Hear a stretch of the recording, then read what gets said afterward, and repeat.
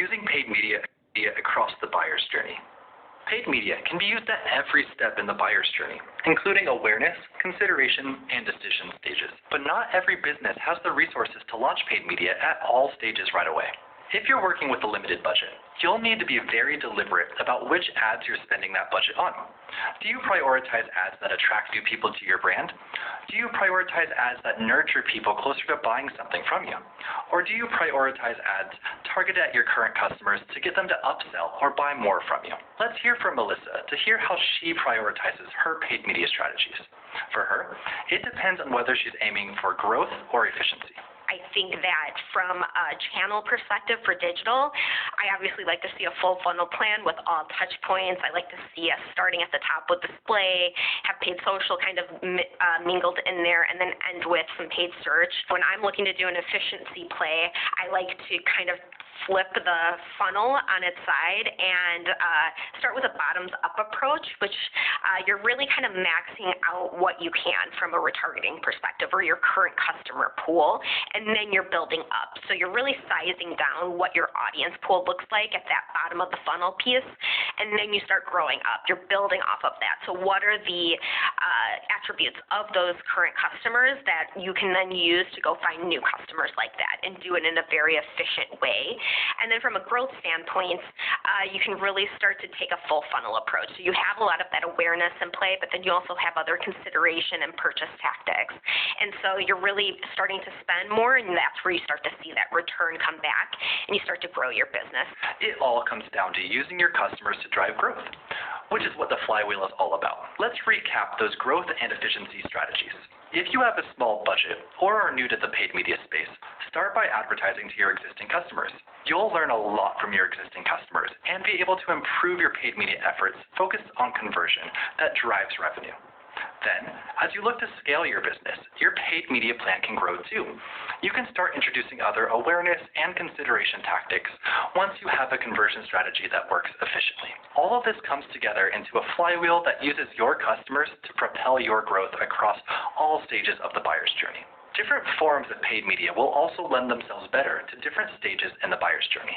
It's really important that you choose the right media channel to achieve certain objectives, and obviously if you want to do a fully functioning media plan, you can utilize all the benefits of each channel, but there's clear distinction. So your kind of search and your retargeting activity is all going to be very intent-led, looking to drive conversions. If your main aim is sales and conversion, you want to put a significant amount of budget there. If it is more that you want to communicate a message, make people aware of your brand, aware of your product line, you want to use the kind of higher impact activity. So your traditional TV out of home, but also your high impact programmatic display. So things like page takeovers, where someone goes to a page and then your branding is plastered all over the site.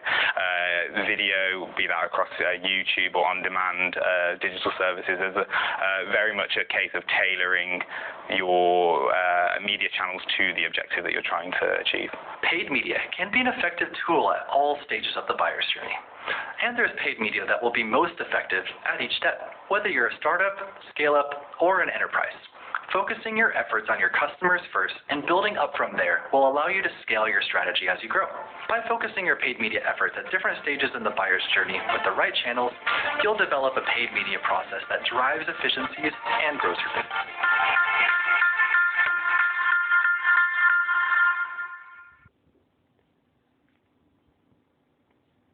Determining your paid media budget.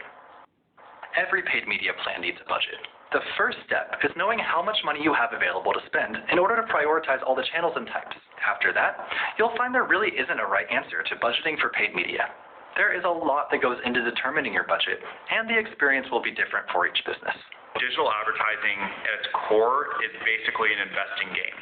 You want to figure out in your data where there's the most profitable areas of opportunity based on the highest level of efficiency and the greatest ability to increase volume of investment. Companies should set a budget based on whatever they can get their hands on to start. The reason I say that is there's no one-size-fits-all rule of thumb of what a business can deal with in terms of risk or, the amount of dollars that they can just immediately divert from existing efforts. The idea is more so that you should treat it like a test and step ladder budgeting function for your business. Businesses who are just getting started in paid media and they're trying to figure out, what their budget should be, I would say they need to get a very honest look at what they have in terms of things like cash flow and profit to really try to identify at the end of the day, how much money do we actually even have, right? It's simple math, but I'm a business owner. You'd be surprised how often we don't like to do math sometimes because it's painful, right? But at some point, you do need to have a little bit of an honest look of what do we actually have. So I think when you're trying to set that budget, it needs to be something that you're comfortable with. And if it's the first time that you're starting out within paid media, set in a kind of a test budget to begin with and say, right, well, if we allocate a few $100s to a campaign, let's then look at the results and see that, well, that's achieved. There's clearly a lot to consider when figuring out how much money you should spend on paid media. And there isn't a simple answer for everyone. It all comes down to what you can make a case for. You have to start somewhere. So if you can make a strong case for starting with a certain budget and being very transparent about your results, you'll likely be able to ramp up spend over time as you learn what works and what doesn't. That's why experimentation is an essential part of your paid media strategy. Here's how to reevaluate your budget. Start by taking your existing budget and experimenting with different opportunities. As you monitor performance and optimize your campaigns, determine your average return on investment. Then you can use this data to make a case to increase your paid media budget to bring a higher return over time. But don't make strategic decisions until you have reliable results. Let's hear from Tom and Melissa for more on this topic. You can test one hypothesis at a time, find one new source of profitable sales, and expand with an evergreen budget from there and make it permanent. It's a step ladder process, and you should be gradually increasing your budget. You shouldn't do it aggressively. Doing it gradually allows you to make sure that every step you take is a profitable step. So I think that advertisers, when it comes to reevaluating their spend across their different channels and their media mix, and how often that should be evaluated, should probably happen at least, I wouldn't say more than a quarterly basis. You need to make sure that you're giving your media a fair chance to be out there, have an impact, and then allow you to optimize off of it. So when you're evaluating what your budget should look like across your whole mix and trying to understand what that looks like, I would say at a minimum quarterly basis is typically what I would recommend.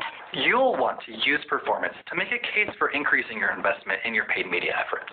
But make sure to give your campaigns enough time to bring reliable results. So when I come to set a paid media budget, I tend to use a 70-20-10 split. So what that means is I will say 70% of my media budget I'm going to spend on activity that I know from historical performance is going to drive my main KPIs. So that's kind of a set budget. I can use all my historical performance data to work out how much I think I need to spend within those channels, within those tactics to drive my end goal. 20% of that budget then becomes what can I do to take things further? What can I do to stretch that budget and do more interesting things? So like maybe I take 20% of my budget and I invest it on my conversion rate on site. So I'd invest a little bit in conversion rate optimization in order to kind of improve the function overall. Or I might want to try a new channel that's kind of similar to what I'm running, so maybe I'm moving from Facebook to Twitter, so not like huge a leap, and then that 10% is for those really big changes. So what can I do that is going to really drive a drastic change in performance, be that taking over a website for a long period of time, putting a masthead on YouTube, really big like event-focused stuff that's really there to kind of test what works and doesn't work on a big scale. Regardless of the size of your business, give budget to the initiatives that you believe will yield the best performance towards your goals. But with regular experimentation, you just might find new paid media opportunities that bring a higher return on investment than you'd expect.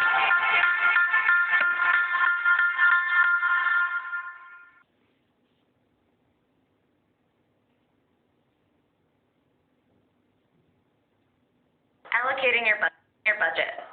Hi, I'm Felix from HubSpot. Let's work through how to allocate your business's paid media budget. Be sure to download the monthly paid media budget planning template. Throughout this video, we're going to build an example using this template. You should edit your template as we progress through the video. How to get started with your paid media budget template. First, open your template, click on the January tab, follow along as we progress through each step.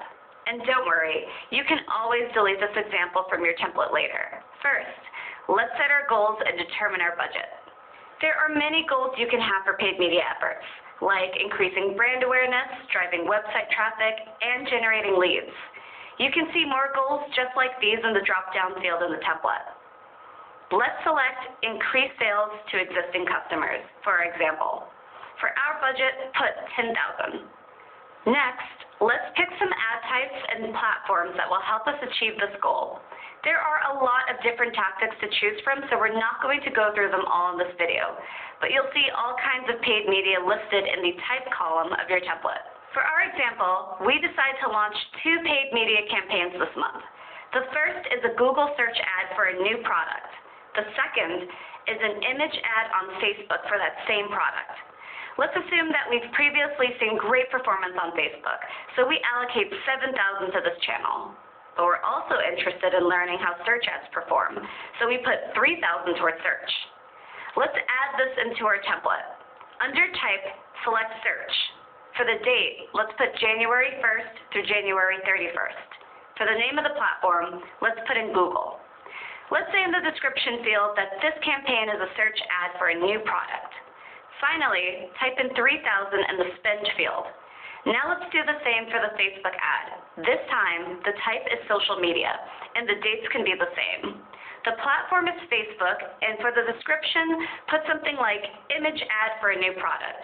The spend for this campaign is 7,000. At this stage, you should have the business goal, budget, and 2 paid media campaigns listed in your template. The next step is to launch the campaigns and analyze performance at the end of the reporting window. Let's add some performance results to the template. For our example, we see that the search ad delivered 2,500 clicks. So go ahead and add 2,500 into the clicks column of your template. And the cost per click will automatically populate with $1.20. This means that you pay $1.20 on average for every click on the search ad. Not bad. You also learn that the social ad delivered 5,000 clicks. Add this number into the template too, and you'll see the cost per click of $1.40. Now at first glance, it looks like the Google ad is more efficient. It has a lower cost per click, so it must be the better campaign, right? Be careful with this. There are other metrics you need to look at too. Since our goal is to increase sales to our existing customers, we want to check how our ads impacted revenue. The search ad drove $6,000 in revenue, while the social ad drove $19,000. Nice work. Let's add this to the template in the revenue column. Now let's look at the return on ad spend, also known as ROAS. Here at HubSpot, this is the golden metric our paid marketing team focuses on. You may be used to using cost per lead, also known as CPL, and then keeping an eye on down funnel metrics like close rates. While CPL is a good metric, it may result in inexpensive but underqualified leads. ROAS, on the other hand, does a nice job of tying both quantity and quality, so you know you're maximizing every dollar you spend with real return. So let's look at how it's calculated. To calculate ROAS, you take the revenue driven by a campaign and divide it by the amount of money spent on that campaign. This number is automatically calculated for you in the template. In our example, you'll see that the search ad has a ROAS of $2, while the social ad has a ROAS of $2.71. A higher return on ad spending is a good thing, which means that the Facebook ad is actually more efficient, even though the CPC is higher. Now let's take a look at the 2 graphs to the right. In the top graph, you'll see that we've allocated 30% of our monthly paid media budget to search and 70% to social. But when you look at the graph below, you'll notice that the paid search is only impacting 24% of our revenue and that social is impacting 76%. This means that you might be overspending on Google. These learnings can be used to make your future paid media strategy more effective. For example, you can invest more heavily on Facebook to capitalize on the higher return ad spend. Or you can continue to optimize the search ads to improve their performance to match the success on Facebook. Both are great opportunities. A template like this will help your team spend budget more wisely, and it will provide the visibility you need to make a case for why that budget is needed in the first place and the impact it has on your company's bottom line.